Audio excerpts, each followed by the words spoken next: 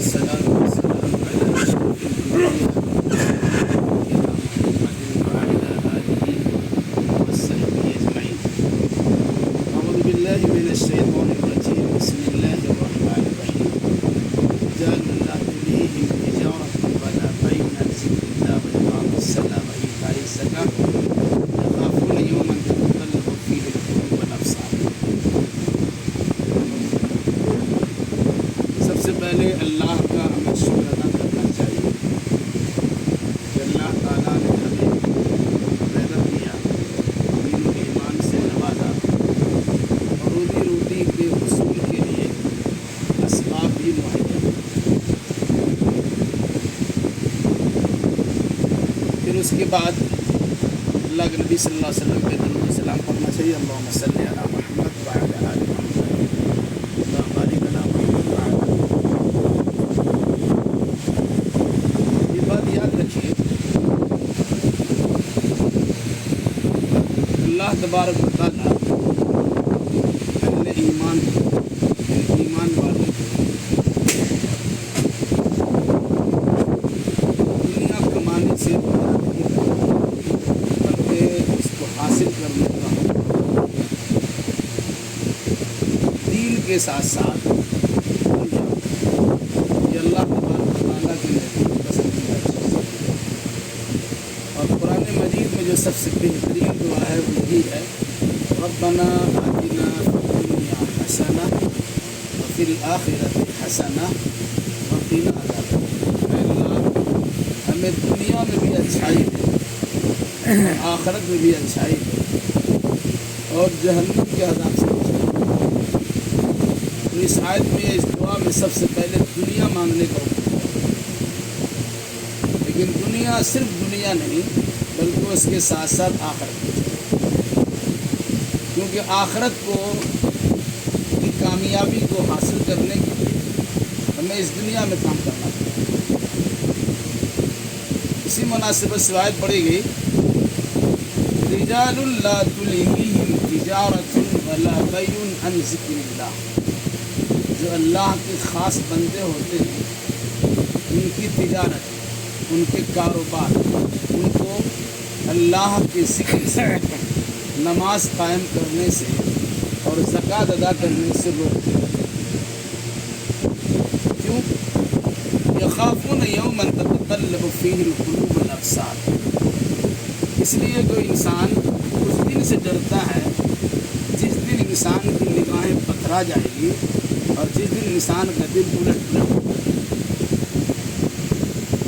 اس آیت کریمہ میں اللہ نے مومن ایمان والے جو تجارت کرتے ہیں ان کو ایک طریقہ سکھلایا ہے کہ آپ جائز کاروبار کیجیے اور بڑا سے بڑا کام کیجیے،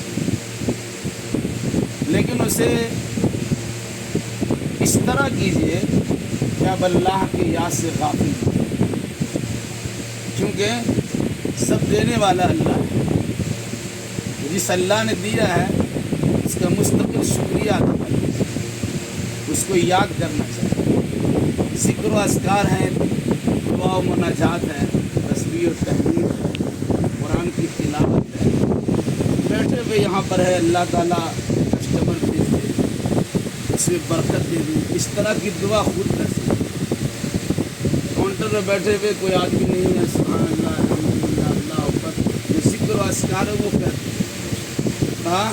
اللہ کے نیک بندوں کو ان کی تجارت و کاروبار اللہ کے ذکر سے غافل نہیں کرنا. ہر وقت آدمی اللہ کے ذکر میں لگا، کام بھی کر رہے ہیں، زبان بھی چل رہی ہے. پھر جب نماز کا وقت ہوتا ہے تو یہ سمجھیے کہ اللہ تبارک و تعالیٰ بھی ہمارا ایک بڑا کسٹمر ہے، جو ایک اکیلا نہیں پوری کمپنی کے ساتھ ہمارے طرف متوجہ ہے.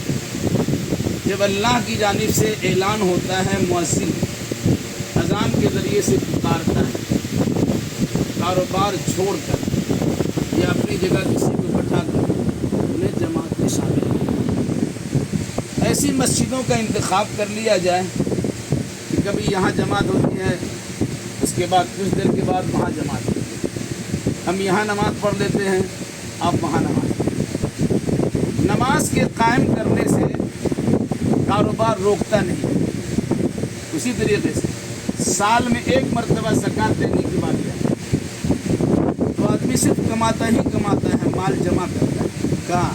اپنے مال کو اگر پاک کرنا چاہتے ہیں اور آپ صاحب نصاب ہو چکے ہیں تو آپ کے لیے ضروری ہے کہ سالانہ اس مال میں سے زکوٰۃ دیں، ورنہ سارا مال آپ کا گندا رہے گا. 3 چیزوں کی طرف اس آیت کریمہ میں رہنمائی کی. ایک تو یہ ہے کہ آپ کا کاروبار اور آپ کی تجارت اللہ کے ذکر سے غافل ہے. دوسری بات یہ ہے کہ ذکر و اذکار کی سب سے بڑی نشانی نماز ہے، یعنی آپ نماز کو بھول مت جائیں.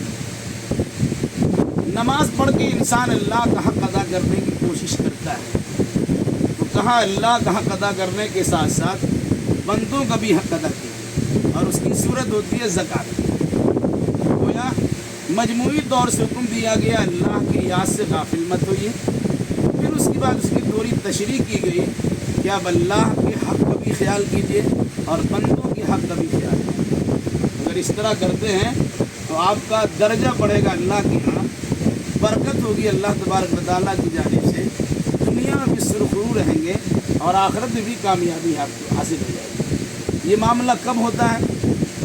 جب اس کی نگاہ میں آخرت ہوتی ہے. آخرت چھوٹا ہو یا بڑا، سب کو میدان محشر میں حاضر ہونا ہے. وہاں پہنچنے کے بعد پھر انسان کو حساب چکانا ہے. ذکر سے غافل تو نہیں تھے، اللہ کو یاد نہیں کیا تھا، نماز چھوڑ بیٹھے تھے، زکوٰۃ کی ادائیگی کر نہیں رہے تھے. یہ سارے سوالات جب ہوں گے تو انسان وہاں حیران و پریشان ہو جائے گا. بلکہ وہاں پہنچنے کے بعد انسان کی نگاہ پتھرا جائے گی، چجھا جائے گی اور کلیجہ الٹ پلٹ ہو جائے گا. وہاں کیا جواب ہے؟ جیسے اللہ نہ کرے کبھی کوئی کام کرتا ہے اور اس کی انکوائری شروع ہو جاتی ہے. اگر ہم غلط کیے رہتے ہیں تو آدمی کا پسینہ چھوٹ جاتا ہے، دائیں بائیں کرتا پتہ نہیں کیا ہوگا، جبکہ یہاں لے دے کر کے مسئلہ حل ہو جاتا ہے. اللہ تبارک و تعالیٰ کے لے دے کے مسئلہ تو حل نہیں ہوتا، تو اس کو حل کرانے کے لیے دنیا ہی میں سب کچھ کرنا پڑتا ہے. اس لیے اس آیت کے ذریعے سے اللہ نے تاجروں کاروباریوں کو درس دیا ہے کہ اللہ کے ذکر سے غافل مت ہونا، نماز کی پابندی کرتے رہنا، زکوٰۃ بھی ادا کرتے رہنا. یعنی اللہ کا حق بھی ادا کرو اور بندوں کا بھی حق ادا کرو، صرف اس لیے کہ اللہ اور اس کے رسول کا یہ حکم ہے.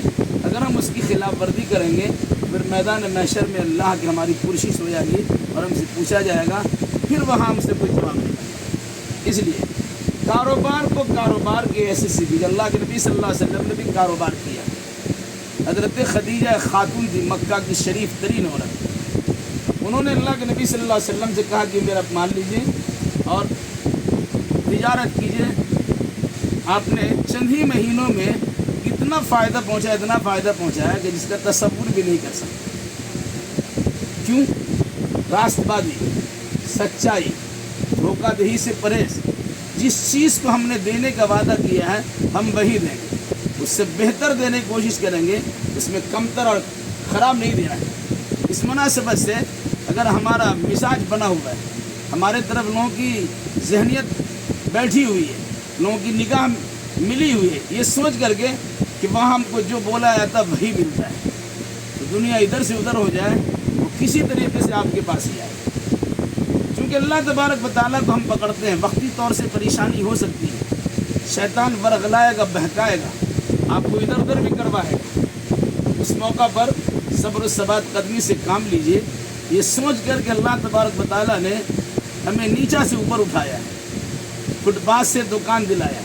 یہ اللہ تبارک و تعالیٰ کا بہت بہت شکریہ ادا کرنا چاہیے. اور خاص طور سے آپ لوگوں سے میری گزارش ہے کہ ہم آپ کے والد کو شروع سے جانتے ہیں.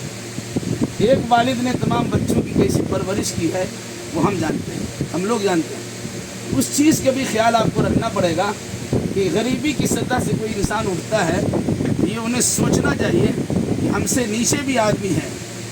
دنیاوی اعتبار سے اللہ کے نبی صلی اللہ علیہ وسلم نے ہمیں اپنے سے نیچے کو دیکھنے کا حکم دیا، اور دینی اعتبار سے ہمیں اپنے سے اوپر والے کو دیکھنے کا حکم دیا. نیچے والے کو دیکھیں گے دنیاوی اعتبار سے تو اللہ تبارک و تعالیٰ کے شکر کا جذبہ عمدے گا کہ اللہ کا بہت بڑا کرم ہے کہ اللہ نے ہمیں وہاں سے اٹھایا اور اتنا اعلیٰ مقام پر۔ دینی معاملات میں ہمیں یہ دیکھنا ہے، دینی معاملات میں دیکھنا ہے کہ بھئی ہم ابھی کم نماز روزہ کرتے ہیں اور کرتے ہیں، ہم سے زیادہ ہیں، 5 وقت کی نماز پڑھنے والے بھی ہیں، تہجد گزار بھی ہیں۔